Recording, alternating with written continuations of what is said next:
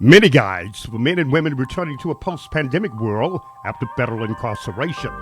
This is a guide to picking up the pieces, 1 foot in, 1 foot out. The Federal Reentry Transitional Centers, halfway houses, provide residents of all the tools that they will need to place their feet on solid ground following a lengthy prison sentence. Picking up the pieces can prove to be particularly challenging, and especially for those individuals who are starting from scratch. But be encouraged, because the Halfway House partners with government agencies, nonprofit organizations, and local businesses to offer inmates invaluable resources. These resources have the potential to effectively seal the success of residents who take advantage of them. The product is a navigation system designed to ensure smooth sailing in this critical stage of re-entry into society. Furlough. You never get a second chance to make a first impression.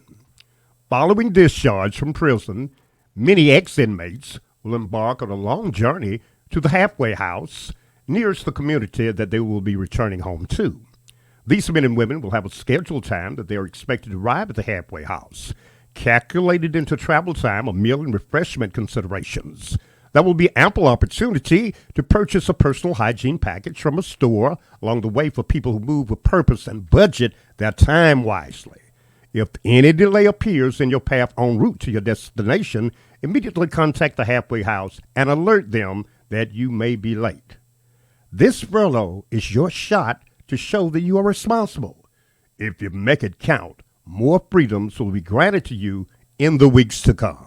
Arrival. Upon entry into the halfway house, new arrivals' belongings and their person will be searched. Additionally, they must blow into a mechanism designed to detect alcohol, and they may be subjected to drug testing by way of a urine sample. Next, a brief signing process takes place in the reception area. Then, new residents are given approved property and shown to the housing area where they are assigned a bed. The rules vary from place to place, but every center allows residents to have in their possession a small amount of cash as well as a personal debit card. Here's a tip. Pack light. Go into the center with the bare essentials to avoid needlessly wasting money on things that you cannot have or may not need. Perfume and cologne are prohibited at many centers because of the glass it is contained in as well as the alcohol content. Care packages.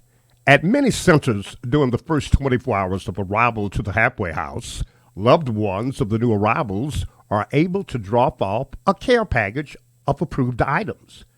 What is allowed will vary from one center to the next. The postal mail service is another available option for family members and friends of residents who wish to provide new arrivals with a care package.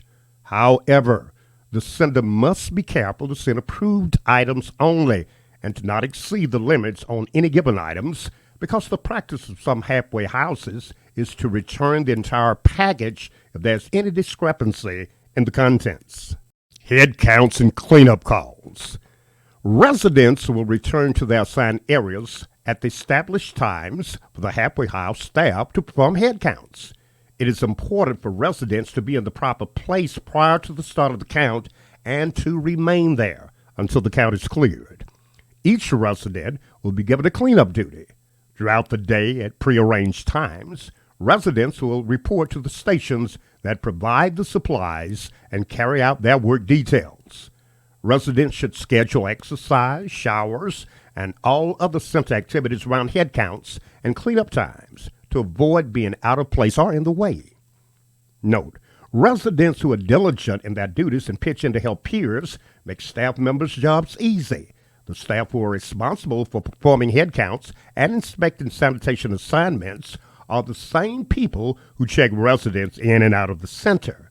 Staff have the authority to use their own discretion when approving or denying requests, and they usually give leeway to residents who provide willing and responsible inside the center.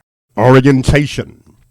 In most cases, residents will attend orientation within a week of arrival. During orientation, residents will learn all that will be expected of them for the duration of their stay in the custody of the center.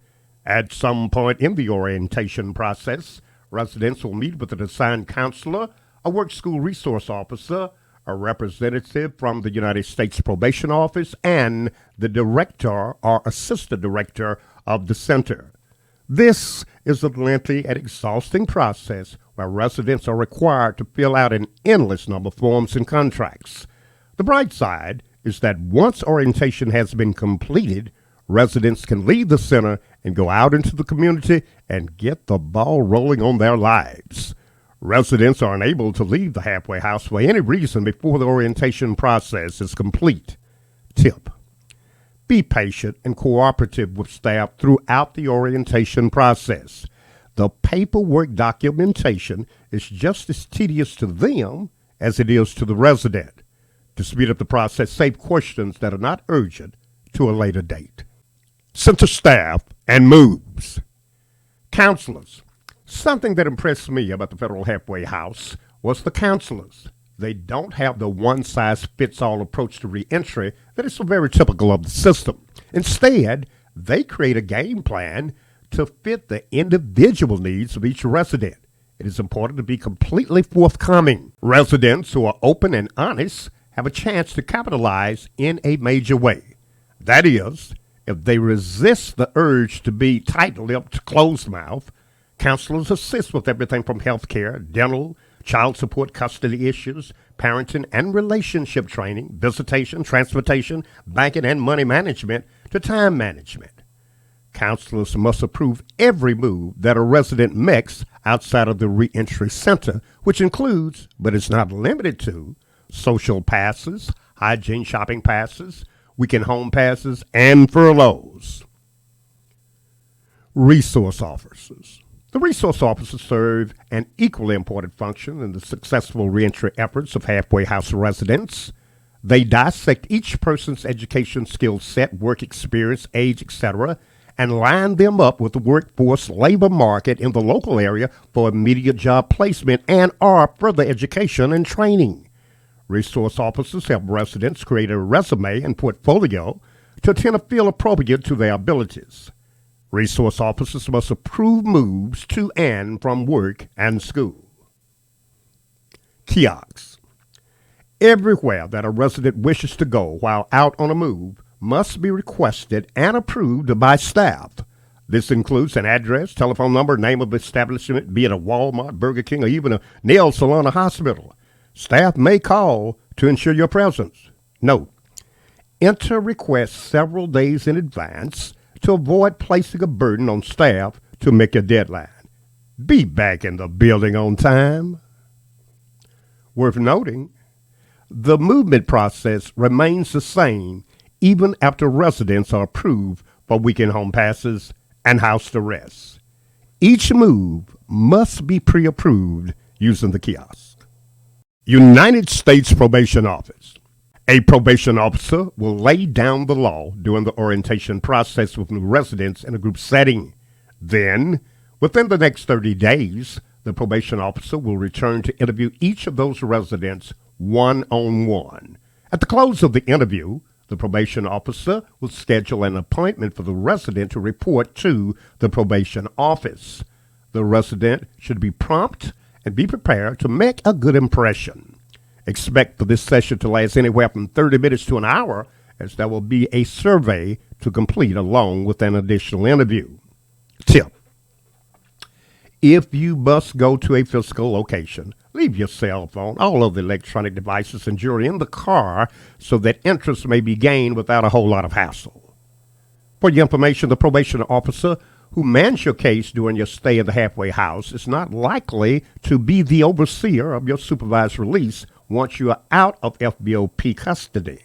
Get along with your probation officer and keep your nose clean, because if the probation officer perceives that you are not transitioning properly, the probation officer may recommend that the halfway house keep you on a tight leash, and the halfway house generally follows this recommendation by withholding weekend social pass privileges. Probationers who have any contact with law enforcement, roadblocks, warnings, traffic tickets, etc., should expect their probation officer to call them in to submit to drug testing within 30 days of the incident.